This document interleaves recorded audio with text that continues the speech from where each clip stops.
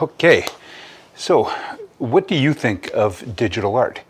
Do you think it's just another medium, a useful tool that an artist can use, just something to help them grow in their skills? That is my question. Oh, yeah. Okay, good. Yeah. Or do you think that it's just a way to hide lack of skill? Do you think that lazy artists are using it to cheat their way through the system? Do you think Wow. that spawn of the devil, the heart of evil? Do you think it's stealing artists' souls away from them? Too much? Yeah, a little bit. Yeah.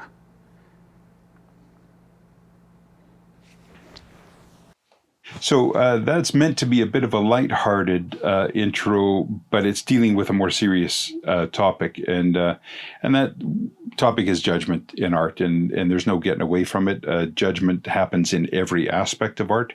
I try to ignore it where I can, inform myself of it, and rise above it where I can.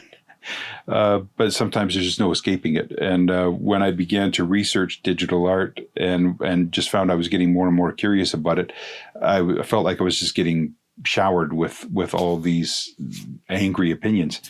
So, two things. Why do I care about digital art, and what are those opinions? So let's deal with the second one first. A lot of the opinions come from the traditional side pointing at the digital side, and they're based around things that you probably either have heard or would think or wonder yourself maybe.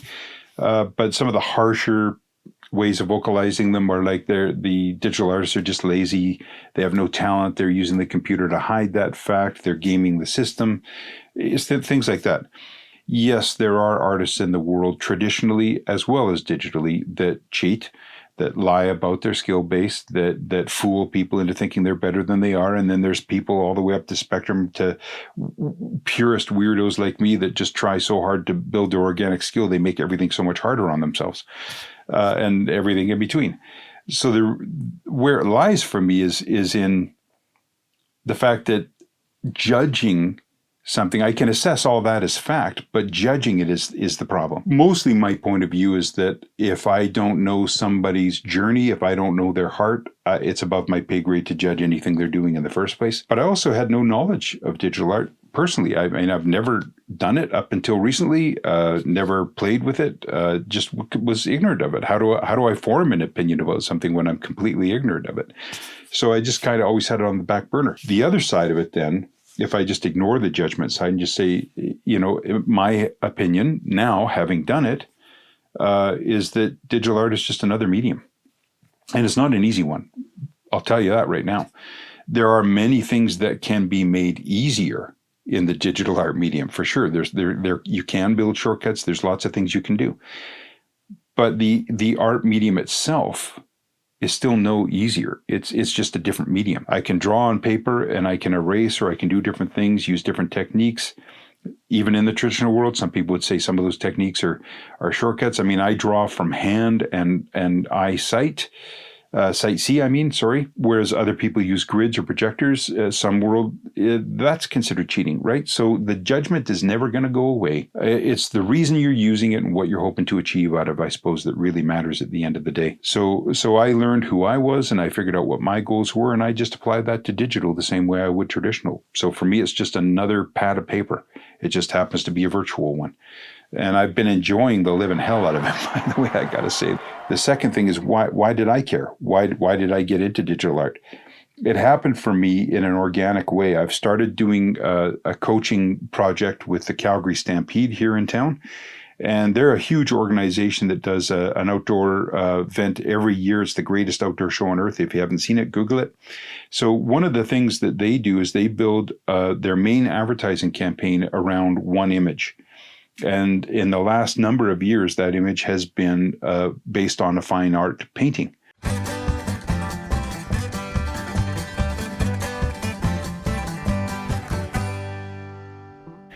And so they opened up that poster to a youth competition. So kids from 15 to 24 can participate. They go through a grueling jury process, but they also get coaching and help along the way. So I'm one of those coaches, and I realized when I got into it that one of the other things besides skill building and how to deal with a commission that I would be having to work with these kids on is transitioning from digital to traditional. Because it didn't take me long to figure out that the vast majority of these young artists are founded in digital art, not traditional. Some paint traditionally, but very rare numbers comparatively. So I thought, well, how am I supposed to help them transition from one medium to another when I have no knowledge or experience into that medium? So at any rate, I got into it. I did some research. I found a program called Procreate that goes on the iPad. A lot of artists use Photoshop. I don't have the right interface to be able to do that well on my desktop, so I just chose the app that would work best for me on the iPad.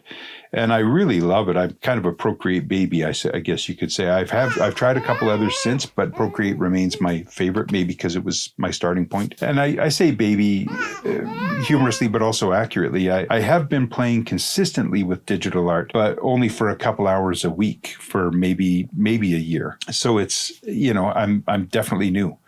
But I've got enough miles on my digital brush at this point to know that it ain't easy. It is literally just another medium. There are ways that you could use it and abuse it for sure. And there are really cool shortcuts, and I plan to take advantage of those when I figure them out. But it's also really demanding. One of the tougher aspects for me, which is very important to me as a traditional artist, is exhibiting my own style, my own feelings, my own emotional value as I paint. It's not naturally expressive to the improvisational way that I might choose to paint. I'm an Alla Prima painter in the traditional sense, so I'm very in the moment as I paint. And digital art is fantastic for being in the moment, but it doesn't really replicate your style or your impulse the way you thought it would. So then you've got an extra level of learning, trying to figure out how to manipulate things. You're exploring a whole range of brushes.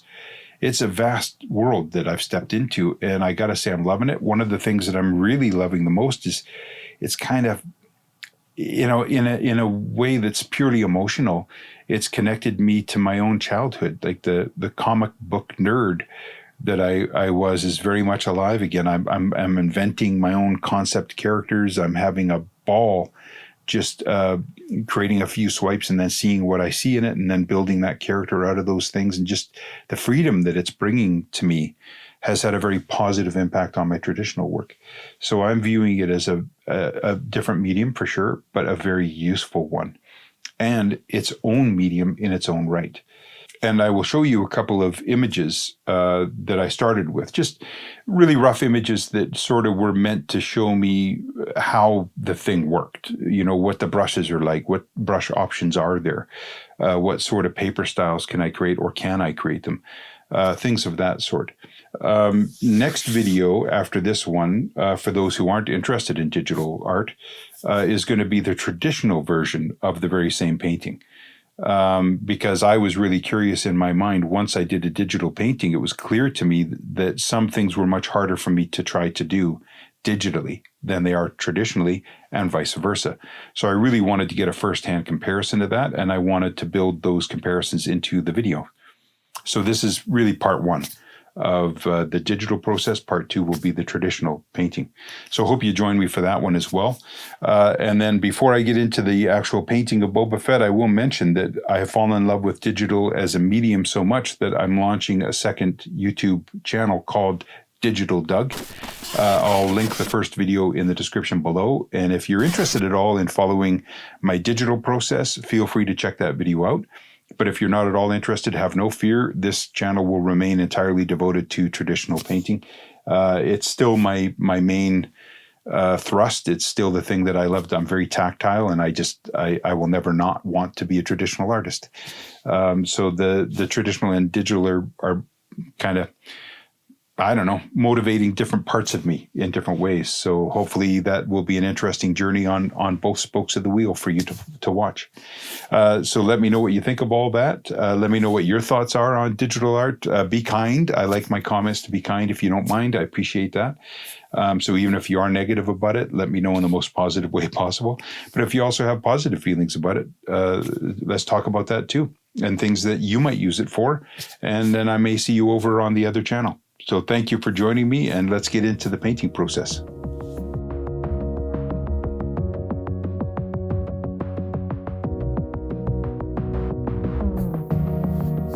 So one of the big differences between digital and traditional art is being able to make corrections in a much simpler way, or just adjustments. Like in this case, I wanted Boba to fill the space a bit more, so I could just literally resize him. I didn't have to redraw him, which leads me to this feature, which is how you can build things in layers. That's probably the biggest difference between traditional and digital, is the advantage that layers can offer. You can just make a change to one thing instead of making change to the entire image. And I really enjoy that aspect, although I have to confess I didn't take advantage. I'm still not taking advantage of it like I could. Boba Fett here was actually the very first time I employed layers at all. Previous to that, I was using digital art very much the same way I would traditional. I was just approaching it with everything being painted on one layer, just a couple of brushes, and really working at it as organically as I could, just trying to find my way through this brand new medium. And but with Boba here, I thought, you know what, when I was trying to decide that I was going to take a more serious approach to digital, and I was enjoying it enough that I thought, you know, I think there's potential here for me to use this as a great tool, not only for unleashing my creativity, but actually maybe using it as a prep tool for clients when I'm engaged in commissions, that sort of thing. So I really kind of got into it, and I thought, well, with Boba Fett here, I'm going to take a very serious-minded approach to it and really try to make myself use layers. You know, like if you were a concept artist working for a film director or a game designer, and they want you to design a character, and you do, and they say, well, I like everything but the head, or I don't like that third arm. If everything is built on a different layer, all you do is change that one layer. You don't have to change the entire image, so it speeds you up, which in those industries is pretty crucial. In this instance, I was just playing with some backgrounds as an example of layering. Like I was going through those greens and yellows and into the blues. Now I'm back into the white. And that's because I just really enjoy the outline silhouette of Boba Fett here so much that I wasn't going to put a background in at all. And then I started thinking, well, maybe I should do a bit more of a sci-fi thing, or you know, maybe a bit of a alien planet or something. So I started playing with background colors that might suggest a sky atmosphere or something like that. Kind of gone back to the white here, but you'll see in a little bit I'll start playing with backgrounds again. I started doubting it again, thinking, well, I really think you should push this a little bit more and give him an environment to live in. And as you can see from the final image that I showed you earlier, I didn't follow that through. I just left him on a mostly silhouette. I kind of gave him a dusting of atmosphere, but that was all. Just because I love the outline silhouette that he's got so much. But, you know, the ability to play with these backgrounds, it's really fun because I just cut Boba Fett out as his own layer. And I'm making little adjustments here and there. As you see, it goes on. I've changed the size of his rocket, and changed a couple of times along the way. I changed the formation of his body, gave him a little bit more muscle mass, made him a little thicker. It's a really quick advantage. And now here come the backgrounds. Some of these crazy little brush strokes that I'm doing too are literally just playing with brushes that I hadn't yet explored. And some of them are really funky, and I think were completely unusable for this type of a scene, but could be very cool for a totally different image.